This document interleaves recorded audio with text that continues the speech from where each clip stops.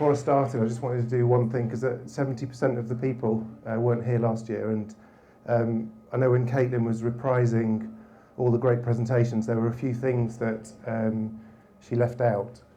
So those of you who weren't here, you missed my 5 famous Belgians quiz, where you had an opportunity to name a famous Belgian. If you did, you won a baseball cap. Luckily, I've got a new quiz for you this year, so you won't miss out there. I also described my own relationship with sustainability through the eyes of Spinal Tap, if anyone remembers that, and their version of sustainability. As Caitlin's already said, is that I'm relatively new to the industry. I've been in it for about 2 years now. And one of the observations I made last year was that there were 3 things that struck me about the pet industry. One was that the people were so lovely. It was a brilliant entrance to the industry. And I think we've seen that again today. What a brilliant bunch of people we have. The second thing was so much purpose and passion to what we're all doing as a business. I haven't seen that in any other sector that I've worked in. The third was that having seen lots of people in the industry, I felt like the pet industry had the highest ratio of celebrity looky-likeys that I'd ever seen in my life. So I've got a reprise and a build on that today. So first one is, and he's actually here today. I think he came as a result of this reference. So this is Michael Baker. He heads up PFX. He's sitting over there. I think he bears a striking resemblance to this man here, Jason Day, professional golfer. Anyone who's ever been thrashed around the golf course by Mike will know that he plays golf a little bit like him as well. So I've got 2 more for you. This person I actually met at the PSC last year, and he now works at Earth Animal. That's Michael Cody. You want to just put your hand in the air so you can see him all in the flesh? So I now find myself in the position where I can reveal the true identity of Batman. As if that wasn't enough, Michael and I had the same flight out here. He was sitting 4 rows back. I went up to the lavatory. He had his headphones on. I was like, "Oh, what are you watching, Michael?" He said, "Beetlejuice." I was like, "You don't know what's coming." Anyway, so I got one last one, and this will only be the first time that you'll get pointed out. So here she is, Caitlin Dudash. Can you all see that? Any guesses before I go any further? Anyone got any looky-likey style guesses? I think she looks a bit like Coraline before she goes over to the dark side. You can keep that. We'll get that framed for you. Anyway, I want to say thank you to you guys for letting us sponsor the fireside. And as I say, we've sponsored the drink, and the Blue Lagoon was meant to be a sort of pea and bean take on the Blue Lagoon. We've also got a completely vegan menu for you tonight. Now, I'm not here to convert you all to veganism. That's not my mission tonight. My talk is all around the concept of choice, actually. And what I do want to persuade you guys is that you can actually, once in a while, have a perfectly amazing dinner without going near meat and dairy. You can actually, if you have enough Blue Lagoons, you can get pretty drunk too. What we've got in the food is, I think we've got like a mushroom risotto here, we've got a vegan pizza, we've got some dragon fruit nibbles, I think we've also got some chickpeas in there. But incidentally, I've got a joke about chickpeas if anyone's interested. What's that? I'm interested. Okay, good. Well, one person is interested. So if the rest of you could just chat amongst yourselves or just tell this joke, that would be great. So what do you call it when 2 chickpeas kill each other? Homicide. Anyway, I know it doesn't get any better either. So I'm CEO of Earth Animal, right? And if you look at our logo, it says on it, Wellness and Longevity Solutions. We're a 40-year-old company, and we're really proud of that. We're really proud of it in improving the plight of animals. One of the things we talked about last year is that we're facing some stark choices as a company. We've been very successful over the last few years, and we care a lot about animals. We also use animals, and I use that term very deliberately. We also use animals in our supply chain. 80 to 90% of our products actually use animals. And one of the things that we've been trying to work through over the last 12 months is what does that mean? Where do we sit on those topics, both from a sustainability and an animal welfare perspective? And one of the things that we did actually is that it's been it's kind of very du jour, isn't it, for the pet industry to talk about humanisation of pets, right? We use it a lot, and really all that concept is well, why don't you take a look at the human space, see what trends, data you can pull from it, and work out how it can inform us to be a better company in the pet space. And I think Caitlin mentioned earlier is that when it comes to consumption of animals, 25% of that overall consumption comes from the pet industry. So we've got a big old role to play. And I'm also very aware that I'm the sort of last speaker of the day. It is traditionally the graveyard shift. So I don't want to sort of lecture you about what a grave situation we're in. But what I have done is two things. We've brought you a book, and this book is called Eat for the Planet. And has anyone read this, by the way? Oh, good. The good thing is that it's a really easy read. So it's like got lots of pictures in it and stuff to make it easy. So to introduce the book, I was going to have a little bit of a quiz for us. So your chance to win an Earth Animal baseball cap. So the premise of the book, and it's written by a guy called Neil Zacharias, and if you're interested in the content that you've heard today, we're just really people who are passionate about the industry and how to move it forward. Neil Zacharias doesn't just have a book; he actually has a podcast with over 100 hours of content, and it's loads of people just expressing the different perspectives on how to achieve greater sustainability in the world. So there's people like John Mackey talking about his role as a retailer and what does that mean to help nourish people better, but also take responsibility for the planet. There's an interview with a lady called Peggy New, who's pioneering Meatless Mondays. On the grounds that it's a lot easier to cut 15% of consumption by getting people to just take a day off rather than try and get everybody to just turn into raging vegans overnight. And there's also like people who are pioneering stuff in alternative sources of protein. So there's a really cool interview with a guy called Lou Cooperhouse, who's running a company called Blue Nalu, who's looking at aquatic cellular agriculture, looking at how we can produce fishless fish in a way that tastes great, is nutritious and not dangerous, right? But the premise of the book is really, really simple. It basically says that it took us about 200,000 years to get to 1 billion people in the planet. It then took us only 200 more years to get to 7.5 billion.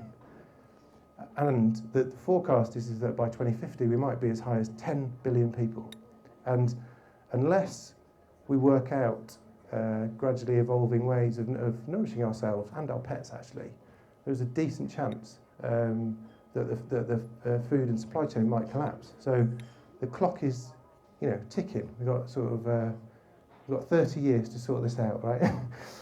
So in the spirit of that, we're all sustainability professionals, right? I'm going to ask you some questions, and the first one to get, pretty near, because it's getting late, will win a baseball cap. How's that? They're even better than last year's. Anyone was here? They were a bit steady last year, but we've learnt, and our baseball caps are better. So, question one. This is about land usage, right? So, you all know the Earth, right? 71% water, 29% not water, i.e. land. So the question is of that land, what percentage between 0 and 100 is used currently for industrial agriculture? And I'll give it to the first one who gets to within 5, let's say. 2%. 2%. 17. Okay, any more guesses? 40. Who said 40? Okay, so the answer is 45%. So yeah, you have. Congratulations. Thank you. It's amazing to think, isn't it? It's like nearly half the planet is given over to industrial agriculture. In contrast, for humans to live, we're occupying about 10% of the land. So, question 2. This is about efficiency of land use, right? So, let's say you've got an acre of land, right? And that land is capable of producing 50,000 pounds of tomatoes, right? How many pounds of beef could that same acre produce? Any guesses? I'll give it to the nearest 50. How's that? 5,000. Still, 250. who said 250? Perfect. That's your answer. 50,000. You can have 50,000 tomatoes or 250 pounds of beef, and you can have a baseball cap. Oh, wait. There you go. Congratulations. I've only got one more, because I know this is getting boring. Okay, so this is about energy efficiency, right? So you've got 100 calories of grain, right? And you're going to feed it to things. So if you've got 100 calories in, how many calories of beef do you get out the other end? 100 calories in, how many do you get out? Any guesses? 2. Who said 2? It's 3. You can have a baseball cap. Well, they varied last year. I wasn't here last year, but, Yeah, the chat is that when you're putting it into animals, it's basically the efficiency is even rounded up, so the number's like 97.5% inefficient in terms of turning that around. So I've got one last question for Caitlin, and this is a big one, because if you get it right, we're going to sponsor the whole event next year. Do I get? Can I phone a friend? So the question is, so this is about water usage, right? So at the moment, best estimates are that 10% of the world's population exist in a condition of what was termed water scarcity. So you don't have enough, water dependably to wash, shower, drink, all those things that we take for granted.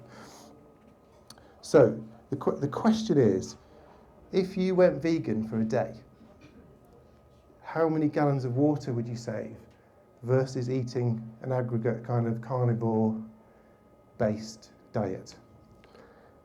And I'll let you have 100 either way. How's that? 600. How many gallons? For an entire day of consumption, the average person. Yeah. So how many gallons of water will you save by going plant-based for one day? 500. So Caitlin, this is for sponsorship of next year. The pressure is on. Only by 100? That makes it smaller than I think. 10,000. Do I get to smaller? No, well, you see, I think you just How about 1,000? close. The answer is 1,500. And by making that one choice just for one day, you're actually freeing up the amount of water that will meet the needs of approximately 15 people to do their what's called internal water needs. So, washing, showering, washing clothes, all that sort of stuff. So, pretty big number. So, all interesting, right? But if you start with the sort of premise that we probably should be doing something about it, both as individuals, right? And it's not about, and again, it wasn't about converting everyone to vegans. This is just about thinking about responsible choices and getting closer to the data, which is what that book's all about. But the point is what will we do about it as Earth Animal? given that, again, 90% of our stuff has got animal-based proteins in it. And we're having lots and lots of conversations about this internally. And there's this, you can imagine the normal chats that are going on, which is it brave of us to take forward this agenda and start to talk about it? Because one of the things that actually nobody does very well, I don't think, in the pet space is to go out and talk about this, about the tension between having animals in your supply chain and, and saying that you help them, right? And we're having this conversation that says, is it bravery or is it in fact economic suicide, right? Because at the moment, Earth Animal's got a platform to talk about these things. If we bite the hand that feeds, right? It's like we lose the right to have that platform. If you're looking for bravery to take that agenda forward, I'm heartened by a couple of things. It's like, is everyone aware of like Beyond Meat? Has everyone been following them? I mean, they IPO'd in May, I think it was, the first vegan company to do that. And they ended up, their peak was like, they were trading at 10 times what they first released it at. They're still trading at 5 times. And they had the most successful day one record of an IPO in the last 2 decades. So that's somebody who's like really sticking it out there. You also got to look to people like Impossible. And Impossible have just been taken nationwide by people like Burger King. And that's not Burger King saying, oh, we're not going to have beef anymore, fellas. It's just about offering of choice, right? And interestingly, Impossible, if you look at their mission, they are being brave. What they've said is, we want to have no dependency on industrial agriculture at all by 2035. That's what they're saying. I don't think it's about that. I think it's actually about choices and R&D and making sure that demand and supply are talking to one another and that we're offering people choices and making them aware of the choices that they're making. So I said I was going to kind of finish off by what's Earth Animal doing, and this is what Caitlin was talking about before, is that it's brilliant that the name of this conference is Impact Unleashed, because last year it made such an impact on Earth Animal and me in particular. And there's a guy called Darren Vanstone who came and talked to us. So he spoke to everybody, and his message was nothing if not take responsibility for the transparency of what you're doing, and we brought that back, and we now we haven't cracked it by any means, but we do have a really clear 3-part plan. And part one of that is working with our existing partners in industrial agriculture, our farming partners, being really clear on what our animal welfare agenda is, and also talking to them about how we can be more sustainable and efficient. Some of the things that were talked about earlier about what practices can be done to improve the way in which they make the stuff for us. The second thing, so that's about being really, really clear about what our kind of welfare and sustainability position is on the animals that we use and having an improvement agenda for that. The second thing is that we're going to start having more and more choices within the stuff that we offer. So, we produced our first peanut butter themed chew, our first meat-free chew, and that's going really, really well. We're also going to experiment with blends. And this is a really interesting one, right? So as a result of last year, we've now got a partnership with a company called the Better Meat Company. And if you haven't heard of them, I'd urge you to look them up. Because their premise is, if you're really going to sort this, it's a lot easier to get 100% of people to change 50% of their habits than it is to get 50% of the people to go vegan overnight. And that's starting to have more balanced and just less dependency on the more inefficient bits of industrial agriculture. And he also says that he tells this really interesting story about we're all into kind of animal welfare. He tells a story about whales, right? Not the country from near where I'm from, but the big animal in the sea. And he says that